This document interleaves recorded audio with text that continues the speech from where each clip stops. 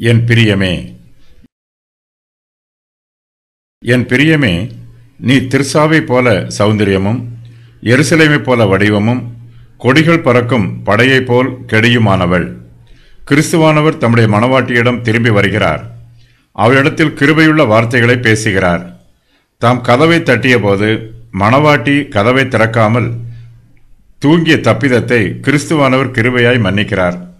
அவருடைய தப்பிதத்தை மன்னிப்பதோடு அதை மறந்தும் விடுகிறார். மணவாளனிடத்தில் கோபம் எதுவும் இல்லை. மணவாட்டியினிடத்தில் மிகுந்த அன்பாகவும் நேசமாகவும் பிரியமாகவும் பேசுகிறார். மணவாளன் தம்முடைய மணவாட்டியை, என் பிரியமே, நீ திர்சாவை போல் சௌந்தரியமுள்ளவள் என்று அன்பான வார்த்தைகளை சொல்லுகிறார்.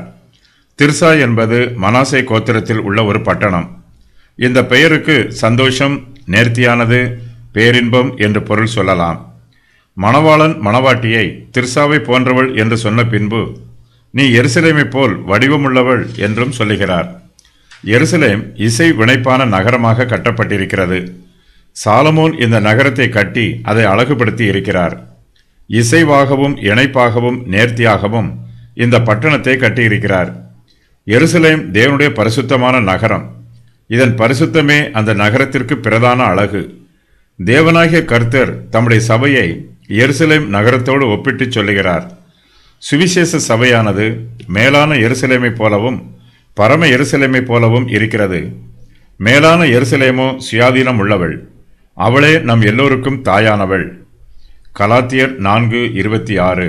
நீங்களோ சீயோன் மலையின் இடத்திற்கும் ஜீவனுள்ள தேவனுடைய நகரமாகிய பரம எருசலேமின் இடத்திற்கும் 1000-16,000 தேவதூதர்களிடத்திற்கும் வந்து சேர்ந்தீர்கள். எபிரெயர் 12:22. எருசலேம் நகரத்தில் தேவனுடைய பரிசுத்த ஆலயம் உள்ளது.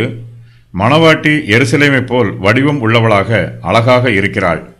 மணவாட்டி ஒரு புறத்தில் அழகாக இருந்தாலும் மற்றொரு புறத்தில் கொடிகள் பறக்கும் படையைப் போல் கெடியுமாய் இருக்கிறாள்.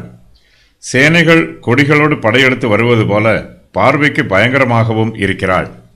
சாலமோன் சூலமித்தியை பற்றி கூறும் காரியங்கள். என் பிரியமே, பார்வனுடைய ரதங்களில் பூண்டிருக்கிற பரிகள் பவுஞ்சுக்கு உன்னை ஒப்பிடுகிறேன். ஆபரணாதிகள் பூண்ட உன் கன்னங்கள் அழகாயிருக்கிறது. ஆரங்கள் பூண்ட உன் கழுத்தும் அழகாயிருக்கிறது. என் பிரியமே, நீ திர்சாவை போல் சௌந்தரியமானவள், எருசலேமை போல் வடிவமானவள், கொடிகள் பறக்கும் படையைப் போல் கெடியுமானவள். உன் கண்களை என்னை விட்டு திருப்பு, அவைகள் என்னை வென்றது. உன் அழகபாரம் கீலேயாத் மலையிலே தலைமேயும் வெள்ளாட்டு மந்தையைப் போல் இருக்கிறது. உன் பற்கள் குளிப்பாட்டப்பட்டு கரையேறுகிற ஆட்டு மந்தையைப் போல் இருக்கிறது.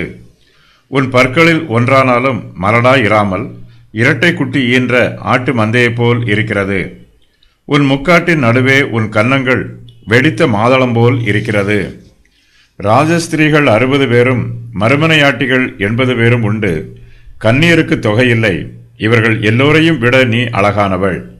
என் புறாவோ என் உத்தமியோ ஒருத்தியே. குமாரத்திகள் அவளை கண்டு அவளை வாழ்த்தினார்கள். ராஜஸ்திரீகளும் மறுமனையாட்டிகளும் அவளை போற்றினார்கள். சந்திரனைப் போல் அழகாய் இருக்கிறாய். சூரியனைப் போல் பிரகாசமாய் இருக்கிறாய். அருணோதயம் போல் உதிக்கிறாள். திரும்பி வா, திரும்பி வா சூலமித்தியே, நாங்கள் உன்னை பார்க்கும்படிக்கு திரும்பி வா, திரும்பி வா. அவள் 2 சேனையின் கூட்டத்துக்கு சமானமானவள். ராஜகுமாரத்தியே, பாதரட்சைகள் இட்ட உன் பாதங்கள் மிகவும் அழகாயிருக்கிறது. உன் இடுப்பின் வடிவு விசித்திர தொழிற்காரரின் வேலையாகிய பூஷணம் போல் இருக்கிறது. உன் நாபி திராட்சரசம் நிறைந்த வட்ட கலசம் போல் இருக்கிறது.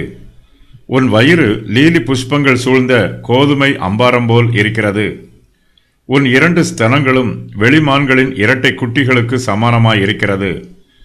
உன் கழுத்து யானை தந்தத்தினால் செய்த கோபுரத்தை போல் இருக்கிறது. உன் கண்கள் எஸ்போனிலே பத்ரபீம் வாசலண்டையில் இருக்கும் குளங்களைப் போல் இருக்கிறது. உன் மூக்கு தமஸ்குவின் திசையை நோக்கும் லீபனோனின் கோபுரத்தை போல் இருக்கிறது. உன் சிரசு கர்மேல் மலையைப் போல் இருக்கிறது.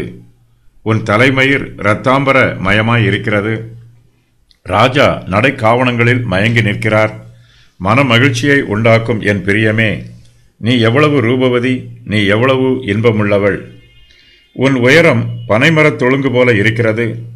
உன் ஸ்தனங்கள் திராட்சை கொலைகள் போல் இருக்கிறது. உன் மூக்கின் வாசனை கிச்சிலி பழங்கள் போல் இருக்கிறது. உன் தொண்டை நல்ல திராட்சை ரசத்தை போல் இருக்கிறது.